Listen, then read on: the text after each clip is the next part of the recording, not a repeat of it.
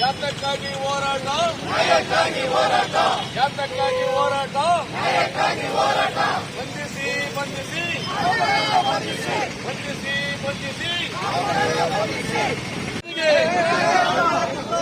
ಲಂಚಗೆಟ್ಟ ಸಂಸದರಿಗೆ, ಲಂಚಗೆಟ್ಟ ಸಂಸದರಿಗೆ,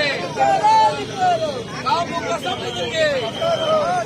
ಕಾಮುಕ ಸಂಸದರಿಗೆ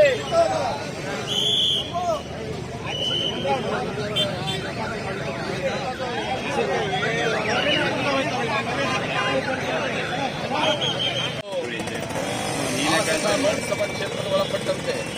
ಹಾಸನ ಜಿಲ್ಲೆಯಲ್ಲಿ ಸುಮಾರು 2876 ಮಹಿಳೆಯರ ಮಾನಹಾನಿ ಮಾಡಿದೆ ಅಂತೇಳಿ ನಮ್ಮ ಮಹಿಳಾ ಆಯೋಗ ಏನು ಒಂದು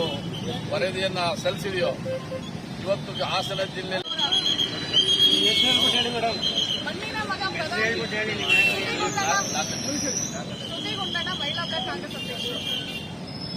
ಮಗ ಪ್ರಧಾನಮಂತ್ರಿಗಳಾದಾಗ ದೇವೇಗೌಡರ ಮನೆಯಲ್ಲೇ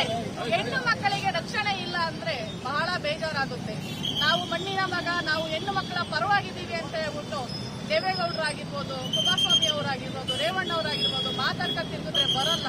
ಮೊದಲು ಹೆಣ್ಮಕ್ಳಿಗೆ ಗೌರವ